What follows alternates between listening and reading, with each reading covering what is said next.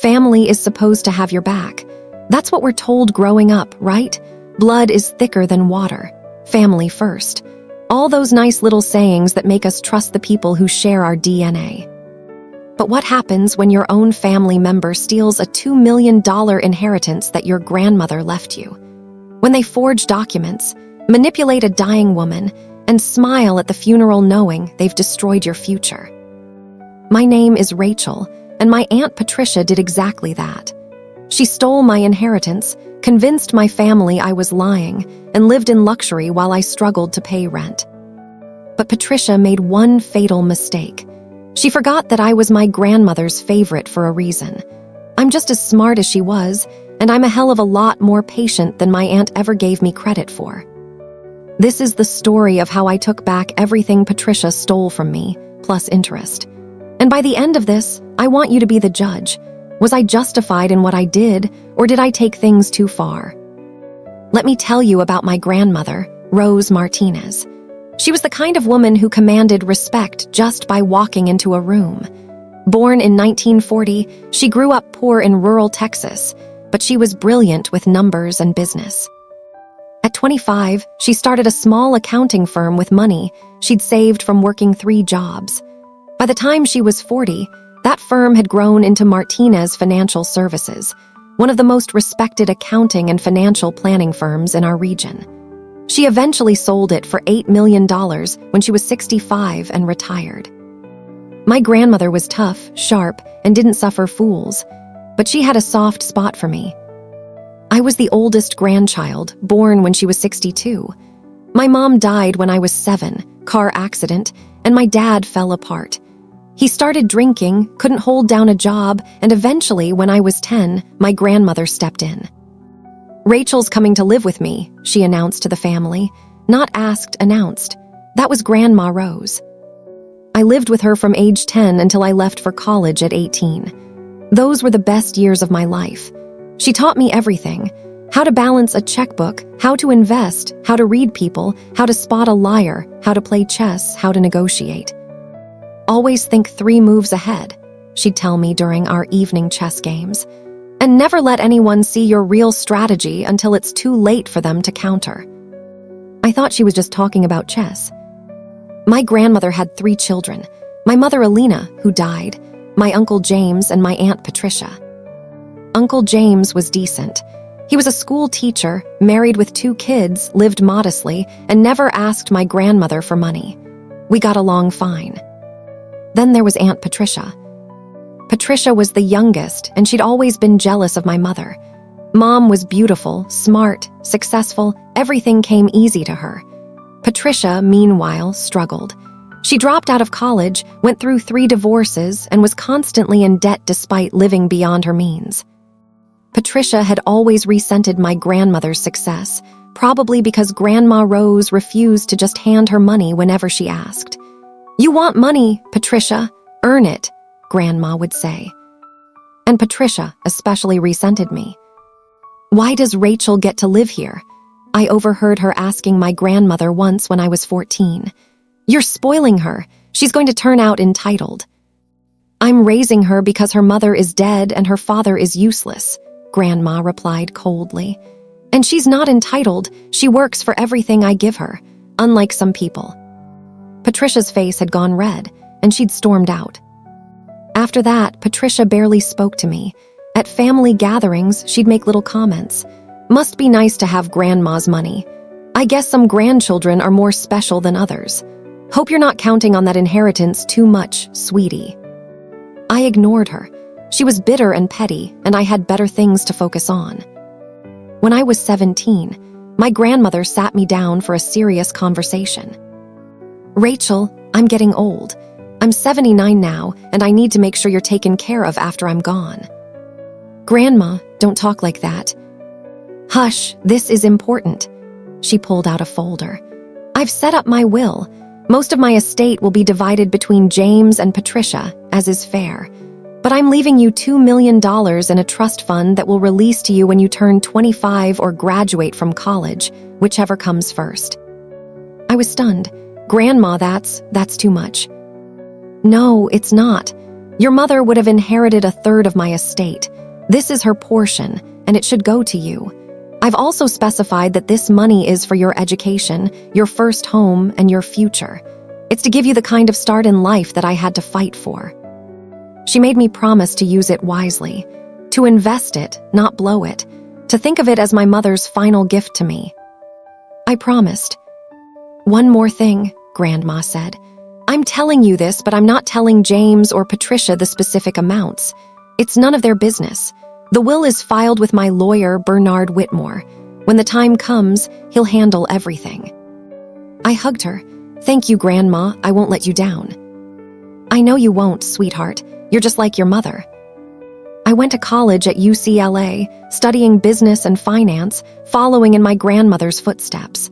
I called her every week, visited during breaks. She was healthy and sharp, still managing her investments, still beating me at chess during video calls. But at 84, she started slowing down. Small things at first, forgetting names, repeating stories, then bigger things. She fell and broke her hip. Spent 2 weeks in the hospital, then moved to a nursing home for rehabilitation. That's when Patricia swooped in. Suddenly, after years of barely visiting, Patricia was at the nursing home every single day. She moved from Houston to be closer to Mom. She volunteered to handle Grandma's finances, to take the burden off her. I was 3 hours away at college, finishing my senior year. I drove up every weekend, but Patricia was there constantly, always in Grandma's ear. Patricia's been so helpful, Grandma told me one visit. She seemed confused, more fragile than I'd ever seen her. That's great, Grandma, but are you sure you want her handling your finances? You've always been so private about that. She's my daughter, Rachel. She's family, and she says she's finally learned responsibility. I got a bad feeling, but what could I do? Patricia was her daughter. I was just the granddaughter. My grandmother died 3 months later. Heart failure, peaceful in her sleep. She was 85. I was devastated. I drove home immediately, tears streaming down my face the entire 3 hours. She wasn't just my grandmother. She was my parent, my mentor, my best friend. The funeral was huge. My grandmother had been respected in the community, and hundreds of people came to pay respects. I gave the eulogy, barely making it through without breaking down. Patricia cried dramatically, making a show of her grief. Uncle James was quiet and sad. My father showed up drunk and left early. After the funeral, Patricia approached me with Uncle James and Bernard Whitmore, my grandmother's lawyer. We need to discuss the will, Patricia said, her voice sympathetic. Bernard has asked us all to meet at his office tomorrow. I nodded, numb with grief. The next day, we gathered in Bernard Whitmore's office, a wood-paneled room that smelled like old books and leather. Bernard was 70, white-haired, with kind eyes behind wire-rimmed glasses. Thank you all for coming, he said. Rose left very specific instructions for her estate. He opened the will and began reading. Most of it was standard. Her house would be sold and the proceeds split between James and Patricia, along with her remaining liquid assets. Some smaller bequests to charities. Then he got to my part. To my granddaughter, Rachel Martinez, I leave the sum of $2 million to be held in trust until... Actually, Patricia interrupted, there's been a change to that provision. Bernard looked up confused. I'm sorry. Patricia pulled out a folder. Mom changed her will 6 weeks before she passed. I have the updated version here, along with her signature and a notary seal. My blood went cold. Bernard took the document, his frown deepening as he read. This, Patricia, I don't understand. Rose never mentioned any changes to me, and I'm her attorney of record. Any changes should have gone through my office. Mom said she wanted to handle this privately. She was worried about hurting people's feelings. She had another lawyer draft the changes. Patricia looked at me with fake sympathy. I'm sorry, Rachel, but Mom decided to split the estate 3 ways, between me, James, and the grandchildren collectively. Your $2 million trust has been dissolved, and that money has been redistributed. I couldn't breathe. What? No, Grandma promised me. I know this is hard, Patricia said in a sickeningly sweet voice. "But Mom's wishes have to be respected. She changed her mind. It happens with elderly people sometimes." "Let me see that document," I demanded. Bernard handed it to me.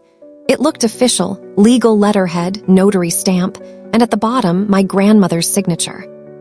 But something was wrong. The signature looked right, but something about it felt off.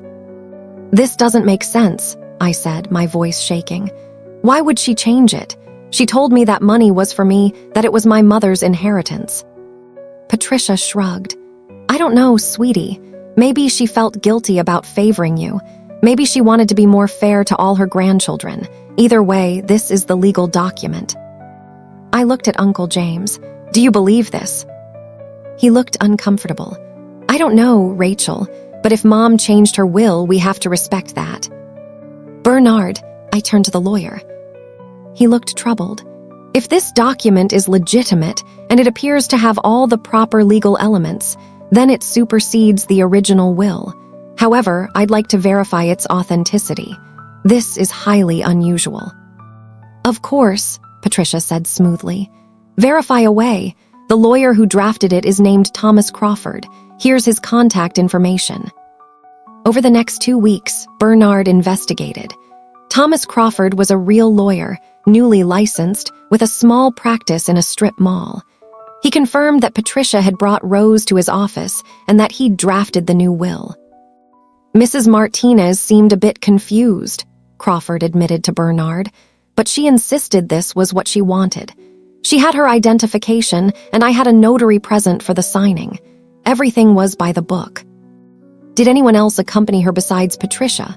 Bernard asked. "No, just Patricia.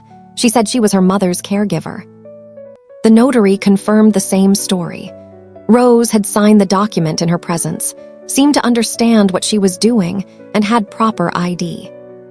"I'm sorry, Rachel," Bernard told me over the phone, "but legally, this appears to be legitimate.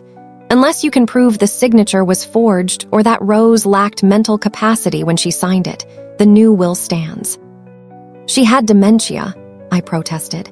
"She was confused on medication, probably didn't understand what she was signing."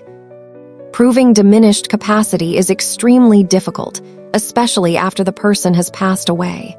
You'd need medical records, expert testimony, witnesses who can testify to her mental state at the time of signing. And even then, it's an uphill battle." "How much would that cost?" "Tens of thousands in legal fees, possibly more. And there's no guarantee you'd win." I was a 22-year-old recent college graduate with $17,000 in student loans and $3,000 in my checking account. I couldn't afford a legal battle. Patricia had won.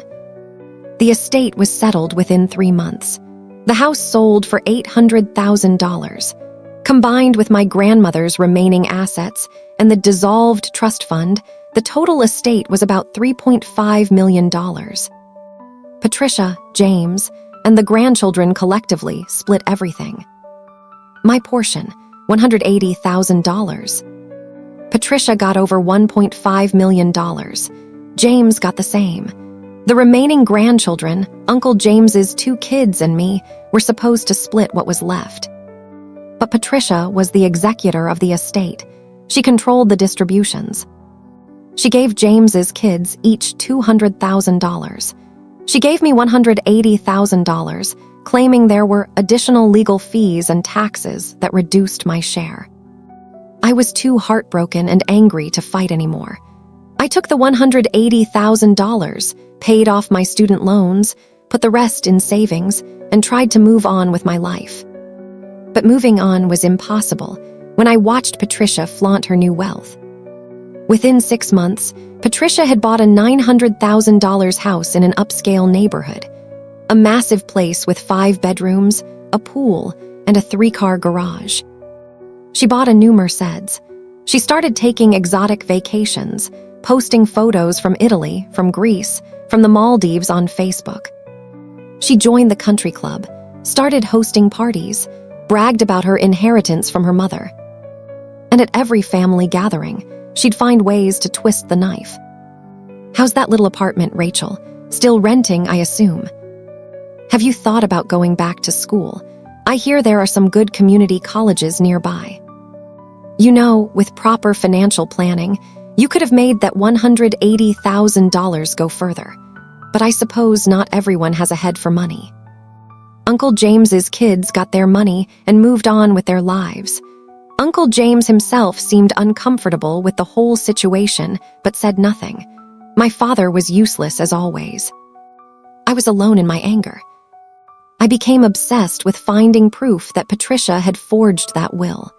I spent hours researching document forgery, questioned everyone who'd been at the nursing home, tried to get my grandmother's medical records to prove diminished capacity.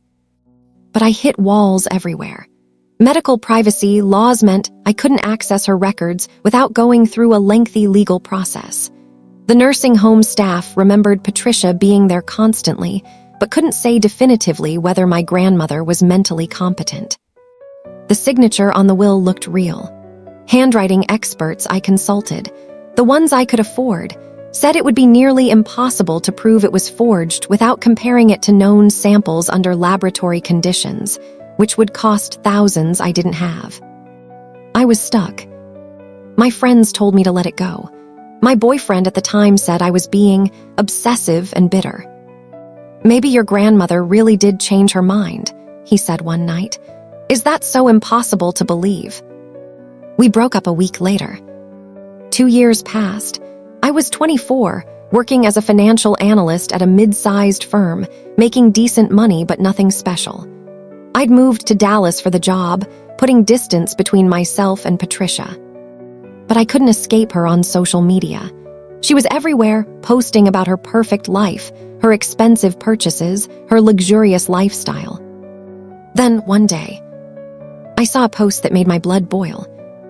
Patricia had donated $50,000 to a charity in my grandmother's name. The charity posted about it, praising Patricia Martinez for her incredible generosity in honor of her late mother, Rose Martinez. She was using my grandmother's stolen money to buy social status and praise. I sat at my desk, staring at that post, shaking with rage. For 2 years, I'd tried to move on, tried to be the bigger person, tried to let karma handle Patricia. But karma wasn't doing shit. I remembered what my grandmother taught me. Always think 3 moves ahead. Patricia thought she'd won. She thought I'd given up. She thought she was safe. She was wrong. I started with research, real research. I'd been reactive before, emotional, trying to find a smoking gun. Now I was strategic. I broke the problem down into questions. Did Patricia forge that will? If yes, how did she do it? Can I prove it? If I can prove it, what's the best way to use that proof? I started with question 1. I went back through everything I knew about my grandmother's last months. Patricia had been with her constantly, had taken over her finances, had isolated her from other family members. That's when I remembered something. My grandmother had mild arthritis in her hands. By the time she was 84, her handwriting had changed. It had become shakier, the letters less precise. I found old birthday cards she'd sent me, letters, anything with her handwriting. I compared signatures from different years. The progression was clear. Her signature got progressively shakier and less controlled. But the signature on the new will, it was strong, confident, identical to signatures from when she was 75 before the arthritis had really set in. That was my first real clue.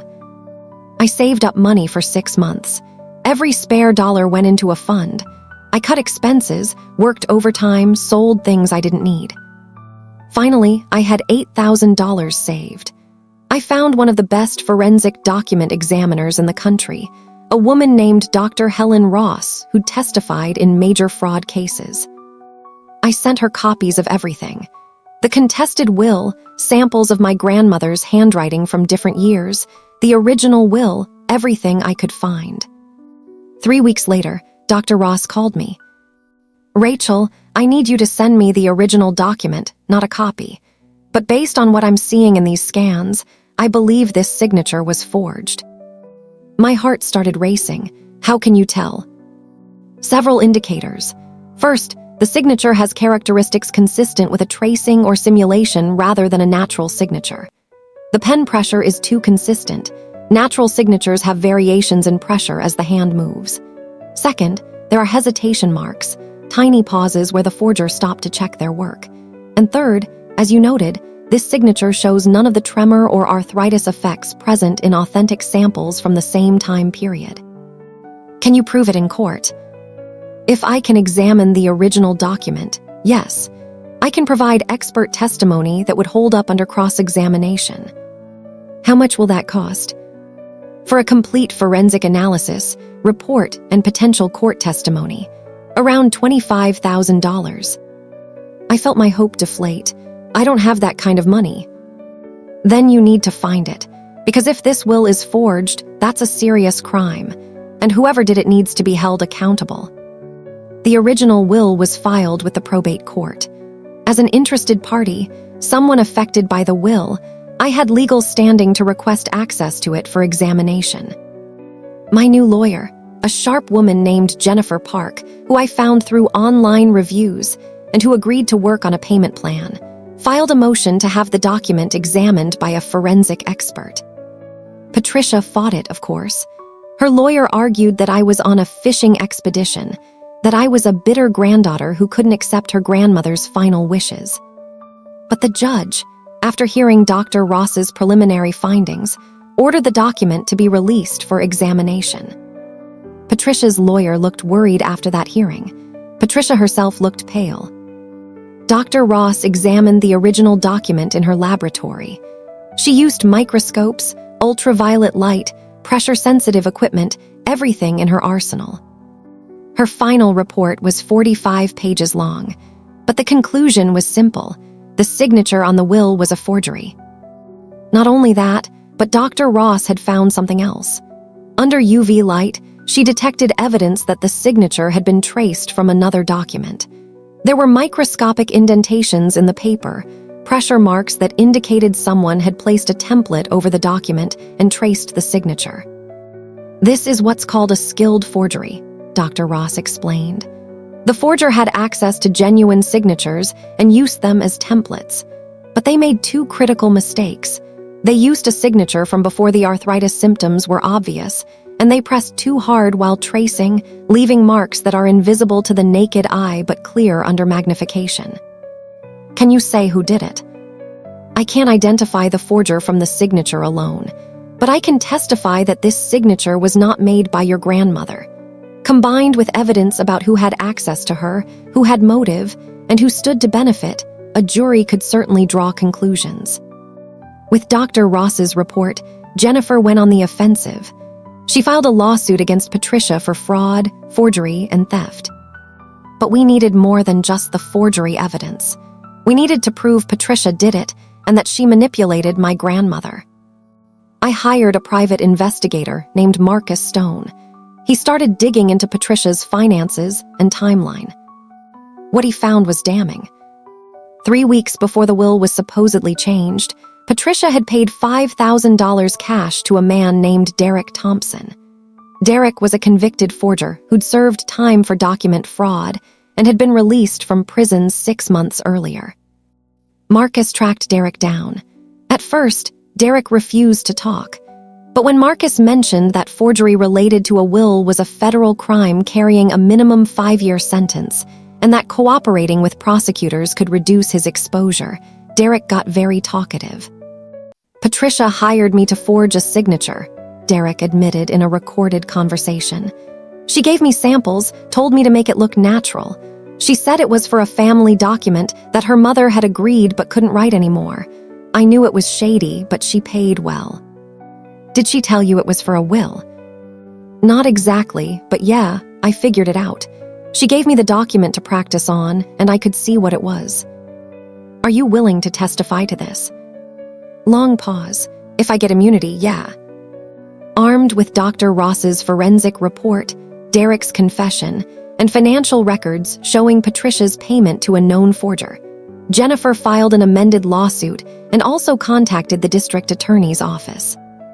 The DA opened a criminal investigation into Patricia for forgery and fraud. That's when I decided it was time to confront Patricia face to face. I drove to her expensive house, the one she'd bought with my inheritance. I knocked on the door. She answered, and the look on her face when she saw me was priceless. "Rachel, what are you doing here?" "I know what you did, Patricia." Her face went pale, but she recovered quickly. "I don't know what you're talking about." "You forged Grandma's signature on that will. You paid Derek Thompson $5,000 to do it. You manipulated a dying woman and stole $2 million from me." "You can't prove any of that." I pulled out my phone and showed her a photo of Dr. Ross's report. "Forensic document examiner. The signature was traced. And Derek Thompson, he's ready to testify against you in exchange for immunity." The color drained completely from Patricia's face. You can't." "I already have. The DA is opening a criminal investigation. You're going to be arrested, Patricia, and I'm going to take back every penny you stole from me." "This is insane. You're making this up because you're jealous." "Am I? Then explain the payment to Derek. Explain why Grandma's signature on that will doesn't show any of the arthritis tremors that every other signature from that time period shows. Explain why you isolated her from the family in her final months. Explain why you suddenly became the perfect daughter after years of barely speaking to her." Patricia's hands were shaking. "Rachel, please, we can work this out. I can give you some money." "I don't want some money. I want what Grandma left me, all of it, plus damages. Plus I want you prosecuted for what you did." "I'll fight this. I have lawyers. You'll spend years in court." "I know, and I'm ready for it. Because unlike you, Patricia, I actually learned something from Grandma: patience, strategy, thinking 3 moves ahead." I turned to leave, then looked back. "Oh, and one more thing. I've sent copies of everything to Uncle James, to the family, to your friends at the country club, and to that charity you donated to in Grandma's name. Everyone's going to know exactly what kind of person you are." I left her standing in the doorway of that stolen house, her perfect life crumbling around her. The district attorney moved fast.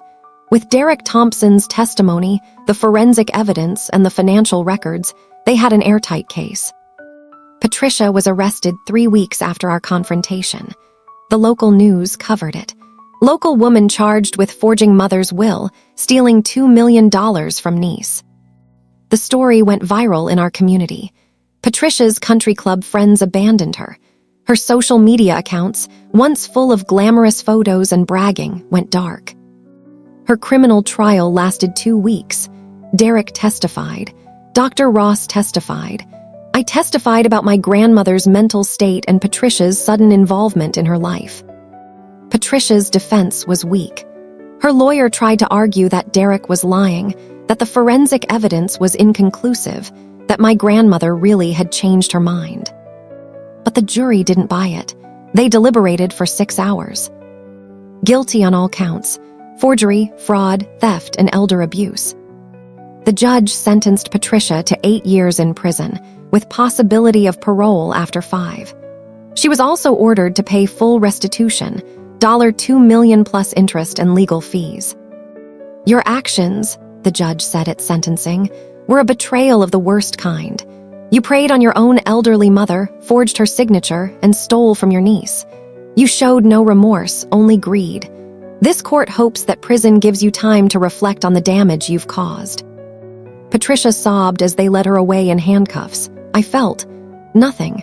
No satisfaction, no pity, just emptiness. The civil lawsuit was almost redundant after the criminal conviction, but we pursued it anyway. Patricia's assets were frozen, and the court ordered everything liquidated to pay restitution. The $900,000 house was sold. The Mercedes was sold. Her jewelry, her furniture, everything went to auction. After all the sales, I recovered $1.8 million of my original $2 million inheritance, plus $400,000 in damages and legal fees that Patricia was ordered to pay. The remaining $600,000 would come from wage garnishment after her release from prison, if she ever earned any money again. Uncle James, to his credit, voluntarily returned $200,000 of his inheritance. "I should have questioned it more," he told me. "I should have believed you. I'm sorry, Rachel." I used some of the recovered money to pay Dr. Ross, Jennifer Park, and Marcus Stone. They'd taken risks working with me, and they deserved every penny. The rest went into investments, just like my grandmother had wanted. Patricia's imprisonment destroyed what was left of her life. Her husband, boyfriend number 4, who'd been enjoying the luxury lifestyle, divorced her within months. Her friends vanished. Her reputation was utterly annihilated.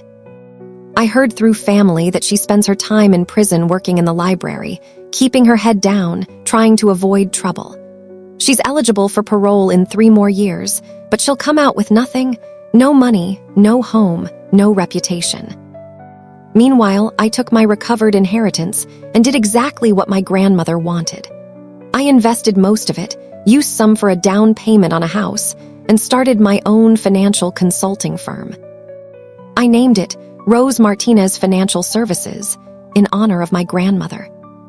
The business is thriving. I specialize in elder financial protection and estate planning, helping families avoid exactly what happened to me. I've helped dozens of clients protect their estates from predatory family members. I got married last year to an amazing man who supported me through the entire legal battle. We're expecting our first child, a girl. We're naming her Rose. So here's where I need you to be the judge. I didn't just get my money back. I destroyed Patricia's entire life.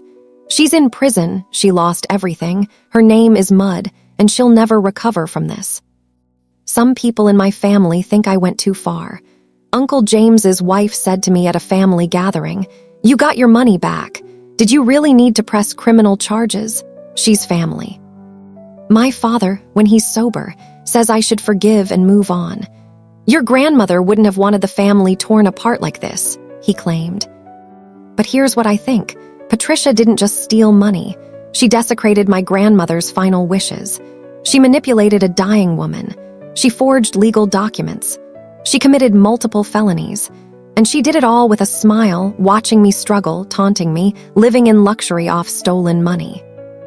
If I hadn't pursued the criminal charges, she'd still be living in that house, driving that Mercedes, posting vacation photos. She'd have faced no consequences except paying the money back, money she'd already spent and enjoyed. The criminal charges weren't about revenge. They were about justice. They were about making sure she couldn't do this to anyone else. They were about consequences for serious crimes.